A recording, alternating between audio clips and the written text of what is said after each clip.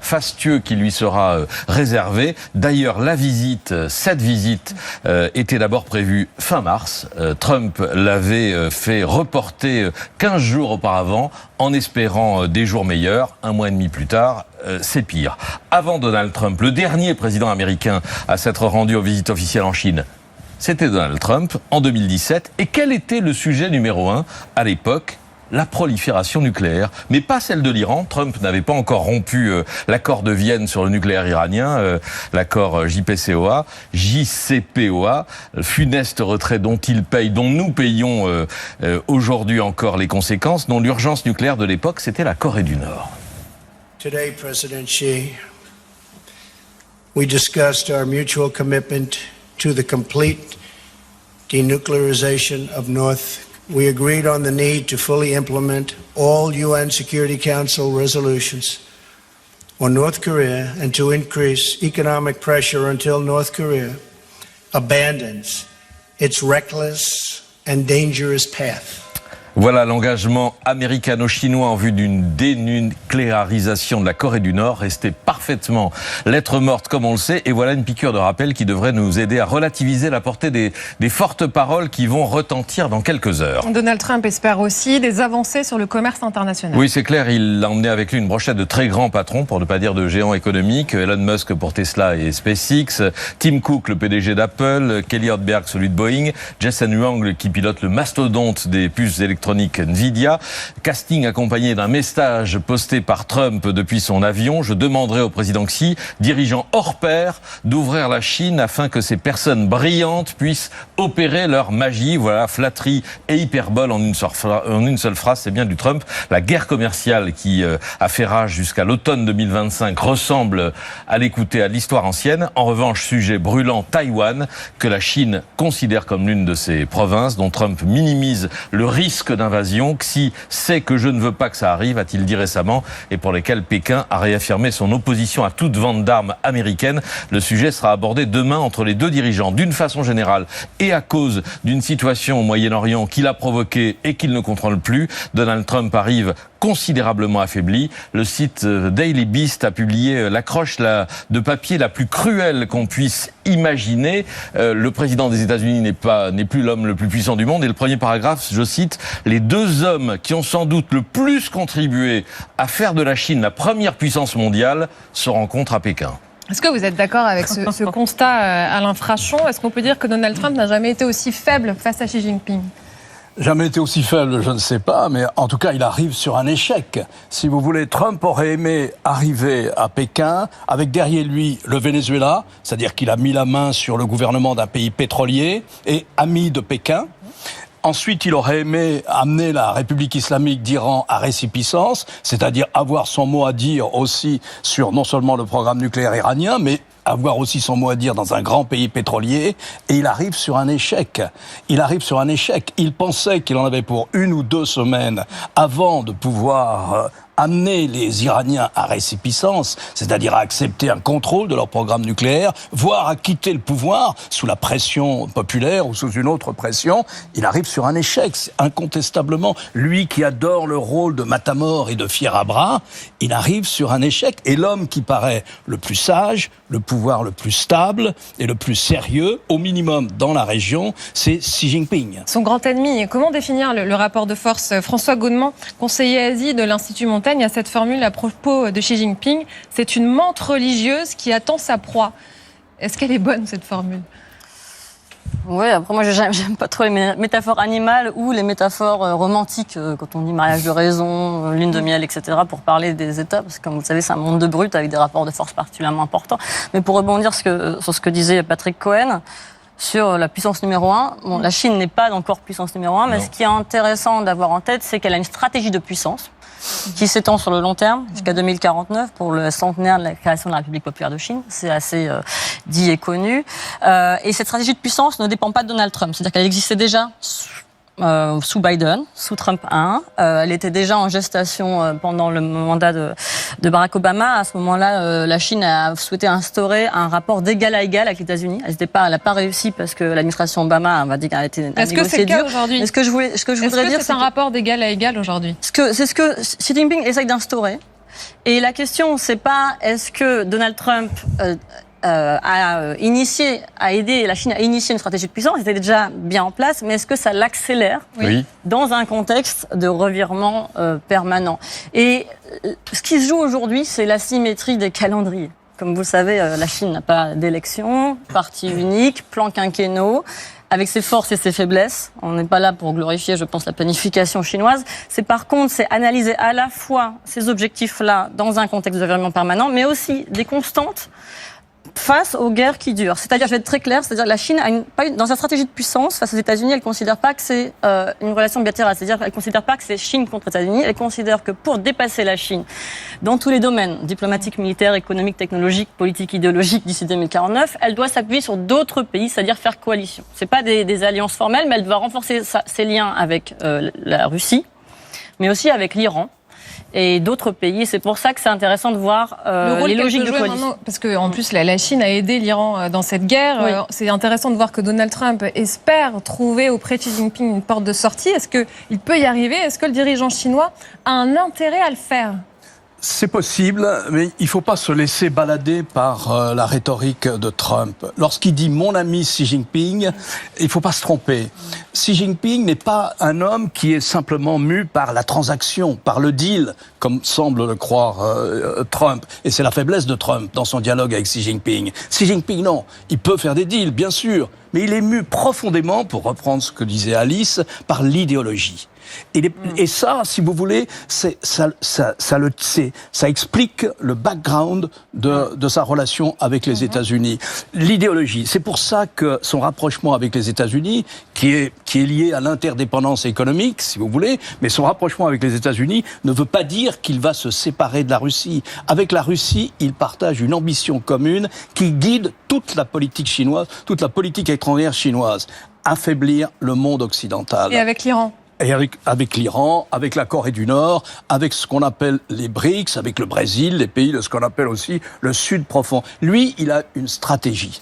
Trump veut faire des deals, des transactions ponctuelles. Il est en situation de faiblesse face à un homme qui est conduit par une idéologie très précise. Est-ce que Xi Jinping a vraiment le pouvoir de demander à l'Iran d'enfin négocier avec les Américains ou d'aller vers une sortie de guerre? Oui, je crois que d'ailleurs, ils l'ont fait. Quand on est arrivé au cessez-le-feu au mois d'avril, je ne sais plus si c'était le 8 avril ou le 17 avril, non, plutôt le début avril, quand il y a eu un cessez-le-feu dans les bombardements israélo-américains sur l'Iran, je crois que les Chinois sont intervenus pour faire pression sur l'Iran. L'Iran n'a pas tant que ça d'alliés en ce moment, donc elle dépend des Russes et elle dépend des Chinois. Et lorsque Trump a expliqué tout à l'heure il s'était plutôt bien comporté dans cette histoire, dans l'histoire de la guerre du Golfe, il parlait des Chinois, il veut dire par là qu'ils ont quand même livré des composants de missiles aux Iraniens, que ça a pu aider les Iraniens aussi à faire leur ciblage sur les États du Golfe lorsqu'ils ont répliqué sur les États du Golfe, sur les intérêts américains dans le Golfe.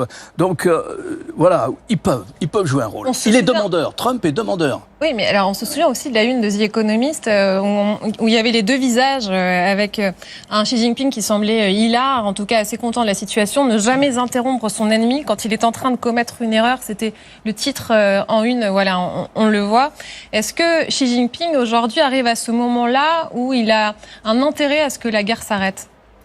Bon, tout d'abord, je pense qu'il faut nuancer le fait que les États-Unis feraient le désordre et la Chine serait calme, responsable, prévisible. Il y a des purges en Chine qui touchent l'armée populaire de libération. Il y a le congrès du parti qui va avoir lieu l'année prochaine, qui demande beaucoup de préparation. C'est du désordre interne. Voilà.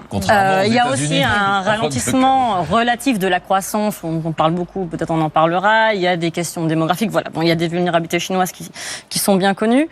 Ce que l'on aujourd'hui, c'est deux choses. C'est-à-dire, tout d'abord, la Chine est sortie de l'ambiguïté stratégique.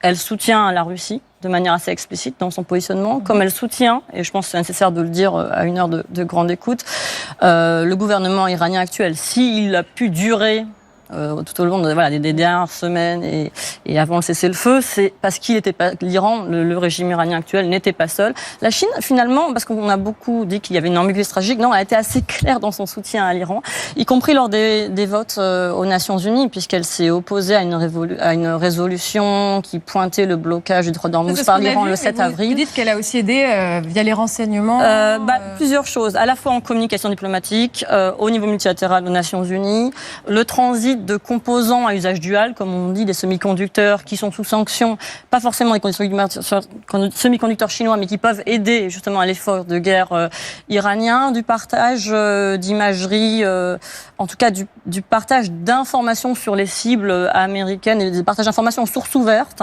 alors qu'il semblerait que la Russie a partagé davantage d'imagerie satellitaire. Mais il y a eu des éléments de soutien, et le soutien de la Chine au régime iranien, c'est aussi bien sûr pour des questions d'intérêt énergétique, parce que comme vous savez, 90%, près de 90% du pétrole iranien est exporté vers la Chine. La Chine elle-même donc importe 13% de ses importations totales d'Iran, et elle continue à importer, puisque la Russie, les États-Unis ont sanctionné 5 compagnies pétrolières chinoises la semaine dernière, et la Chine a dit peu importe, nous continuerons à faire ce qu'on a à faire. Donc il y a des intérêts énergétiques, mais c'est plus que ça. La Chine aujourd'hui soutient le gouvernement iranien actuel parce qu'elle a un intérêt à former une coalition occidentale au sein duquel l'Iran joue un rôle majeur selon elle, ou en tout cas il y a une position stratégique, mais aussi parce qu'elle s'oppose foncièrement à tout changement de régime. Et au départ, il y avait cette idée de changement de régime, et la Chine considère maintenant qu'il faut finalement renforcer une entraide entre like-minded countries, comme on dit en bon français, entre pays qui partagent des caractéristiques politiques similaires. Mais ça veut dire que le blocage du détroit d'Ormuz ne pénalise absolument pas la Chine? Si, il pénalise. Pardon, peut-être que... Si, il pénalise. Jusque-là, la Chine a très bien résisté parce qu'elle avait des réserves stratégiques de pétrole et de gaz naturel importants. Et puis c'est très important pour elle. Elle importe aussi d'Arabie Saoudite, gaz naturel et pétrole. Et donc là non plus, elle s'est trouvée effectivement dans une situation difficile. Mais elle commence maintenant à sentir, toute l'industrie chinoise commence à sentir maintenant la hausse des prix de l'énergie. Ça, c'est tout à fait exact, oui. Donc son économie va commencer à ralentir. Les prévisions pour le mois prochain ne sont pas les prévisions de croissance qu'elles étaient. Et la donc, nôtre bien aussi, sûr. c'est-à-dire qu'une récession en Europe, alors qu'on est un marché pour la Chine, ce serait très mauvais. Donc peut-être qu'on arrive à ce moment-là où la Chine pourrait essayer de trouver une porte de sortie dans cette guerre en Iran. L'autre sujet important, c'est celui du commerce. Le 30 octobre dernier, Donald Trump et Xi Jinping s'étaient rencontrés pendant 90 minutes en Corée du Sud pour essayer de trouver une trêve. Vous écriviez dans Le Monde, Xi Jinping avait pris le dessus sur Donald Trump, le silencieux l'a emporté sur le fier bras. Est-ce que c'est le match retour qui se joue aujourd'hui, ou est-ce que c'est fini ? C'est pas le match retour, mais c'est quelque chose qu'il faut avoir en tête, si vous voulez. Chaque fois que Trump s'en est pris à la Chine en mettant des droits de douane, la Chine a refusé de négocier. Elle n'a pas fait comme l'Europe récemment, ni beaucoup d'autres pays ont négocié pour avoir, au lieu d'avoir 25%, pour avoir 10%, etc. La Chine, elle négocie pas. Elle répond coup pour coup. Tu me mets 10%, je te mets 10%. Elle répond exactement coup pour coup. Alors après, il y a une négociation. Alors elle s'engage en disant, mais on va prendre beaucoup plus de soja américain. On va acheter du soja américain. Et puis on va acheter des Boeing. Ça va être encore d'ailleurs discuté là. Donc finalement, vous allez voir, vous allez rétablir votre balance commerciale parce que nous, on s'engage à acheter des produits américains. Et in fine, ils n'ont jamais respecté, les Chinois n'ont jamais respecté ces engagements. Ils n'ont pas acheté autant de soja que promis, ils n'ont pas acheté autant d'avions que promis, etc., etc. Et donc, si vous voulez, voilà ce qui se passe dans la négociation avec la Chine. Je ne dis pas que c'est le cœur de leur relation. Le cœur de leur relation est ailleurs. La bataille pour la prépondérance mondiale, ce sont deux pays qui sont en bataille pour la prépondérance mondiale. Les États-Unis pour la préserver et la Chine pour l'acquérir. Elle se fait dans deux secteurs qui sont la technologie. C'est l'intelligence artificielle et l'informatique quantique. Bon, là, c'est un autre vaste sujet qui figurera. Et qui sera abordé aussi. Qui sera bien sûr, qui figurera aussi, parce que on voit bien que l'interdépendance, elle est là. Chacun de ces pays veut être le plus autonome possible en matière de haute technologie. Mais on voit bien que l'interdépendance, elle est là. La haute technologie chinoise, elle dépend de composants qui sont exclusivement fabriqués aux États-Unis. Au plan intérieur, Donald Trump fait face en ce moment à une poussée de l'inflation qui est nourrie par la guerre en Iran. Écoutez cet échange avec une journaliste américaine, c'était il y a quelques heures. To what extent are Americans' financial situations motivating you to make a deal? Not even a little bit. The only thing that matters when I'm talking about Iran, they can't have a nuclear weapon. I don't think about Americans' financial situation. I don't think about anybody. I think about one thing. We cannot let Iran have a nuclear weapon. That's all. Je ne pense pas à la situation financière des États-Unis. Voilà une phrase, Alain Frachon, qui ne va pas aider Donald Trump à regagner en popularité. Sans doute pas, non. Écoutez, les sondages sont très bas. Il avait promis, il a été élu sur une promesse de réduire l'inflation. Réduire l'inflation sur les produits qui pèsent le plus sur les ménages américains. C'est ce qu'on appelle l'épicerie. Grosso modo, c'est le petit déjeuner, si vous voulez. Plus l'essence, plus ce qu'on paye quand on est propriétaire de sa maison tous les mois, les mensualités qu'on paye. Sur ces 3 chapitres-là, qui ont coûté très cher aux démocrates, Donald Trump a pour le moment raté sa mission. Ses sondages sont bas, sauf dans le noyau dur de son électorat. Il a des élections législatives la première semaine de novembre, donc très rapidement. On renouvelle l'ensemble de la Chambre basse, c'est la Chambre des représentants, et un tiers du Sénat. Il n'est pas non plus sur le plan intérieur dans une situation très confortable. Quelques mots sur Taïwan, c'est très important. C'est un équilibre qui repose sur des non-dits depuis des décennies maintenant entre la Chine et les États-Unis. Parmi ces non-dits, il y a la livraison d'armes américaines à Taïwan. Pékin a remis ça sur la table. La tradition américaine, c'est de ne pas discuter avec la Chine de ce principe-là. Est-ce que Trump, dont on connaît le caractère à la fois imprévisible et assez peu stratège, pourrait donner ce signal-là et ce point-là finalement aux Chinois en acceptant de discuter à la fois du statut de Taïwan et de la livraison des armes? La livraison des armes, il y a un paquet d'équipements qui a été décidé à la fin de l'année dernière de 14 milliards de dollars qui devrait être livré à Taïwan. Ça n'a pas encore été adopté au Congrès, donc peut-être qu'il utilise ce timing pour faire un semblant de négociation. Ça m'étonnerait que les États-Unis changent leur fusil d'épaule, parce que depuis 1978, le Taiwan Relation Act, et depuis 1982, vous l'avez dit, les ventes d'armes, les États-Unis n'ont pas consulté la Chine pour cela, et je pense que Trump, malgré ses revirements, je pense qu'il doit être quand même conseillé en ce sens. Et il y a aussi un consensus bipartisan, parce qu'il faut bien avoir en tête, entre républicains et démocrates pour continuer à soutenir Taïwan. Ce qui est certain, c'est que la Chine a toujours voulu mettre ce sujet sur la table. Elle avait déjà voulu le mettre lors de la rencontre de Busan en Corée du Sud en fin octobre dernier, qui avait amené à la trêve commerciale, qui avait initié la trêve commerciale. Elle n'était pas réussie. Là, elle veut vraiment que ça soit abordé. Elle aurait voulu que les États-Unis condamnent l'indépendance, s'opposent à une indépendance formelle. Et au moins cette phrase. Oui, alors le problème, c'est que la Chine pourrait tirer parti d'un problème lexical ou d'une bourde ou d'un... Voilà, c'est ça. Un peu ma question. Elle va voler au bon. Ce qui est certain aussi, c'est que pour la Chine, Taïwan est une question centrale, qu'elle considère une question politique intérieure, ligne rouge, et intransigeante là-dessus. Donc en fait, même si les États-Unis parvenaient à prolonger la trêve commerciale qui s'étend normalement jusqu'à novembre de cette année. Même s'ils arrivaient à trouver, à mettre en place une certaine détente sur la coopération technologique. J'en doute, compte tenu aussi du besoin de la volonté d'autosuffisance technologique de la Chine, sans pouvoir en reparler. Mais même s'il y avait tout ça, la question taïwanaise pourrait tout faire voler en éclats. Parce que pour la Chine, cette question-là est centrale. Voilà. Et c'est aussi beaucoup de questions de symboles, de rhétorique, pas uniquement d'action. Et donc, c'est vraiment une question extrêmement sensible. Et ça nous rappelle aussi que la relation bilatérale, comme la position de la Chine dans la région et au-delà, est pas uniquement fondée et cadrée par des intérêts économiques. Il y a une dimension politique nationale très forte. Et c'est toujours pour ça qu'il faut se rappeler que ça soit le marché européen qui a un levier vis-à-vis de la Chine, etc., même au-delà de la rationalité économique, il y a une logique politique qu'il faut toujours avoir en tête pour analyser la Chine. Demain, ou ces prochains jours, il y a le porte-avions Charles de Gaulle qui devrait arriver tout près du détroit d'Ormuz, initiative de la France, préparée aux côtés notamment la Grande-Bretagne. Ouverture sans condition, sans péage d'Ormuz. Et vraiment en ayant ce dialogue d'exigence à l'égard de l'Iran. Et nous allons prendre une initiative aux Nations Unies, avec quelques autres pays, pour proposer le cadre en ce sens, totalement neutre, pacifique, déconflicté, comme on dit, avec l'Iran. Et nous proposons une mission ad hoc. On est 50 pays qu'on a réunis avec les Britanniques pour permettre de faire ce travail. Mission neutre, défensive, pacifique, ça ce sont les mots qui n'ont de cesse d'être répétés pour qualifier cette mission qui débuterait dès lors que le détroit d'Ormuz serait ouvert à la circulation. Mais tout de même, le porte-avions s'approche d'une zone stratégique, dangereuse. La semaine dernière, un navire français appartenant au groupe CMA-CGM a été visé par des tirs. Interrogée donc sur cette dangerosité, la ministre des Armées, Catherine Vautrin, s'est voulue rassurante.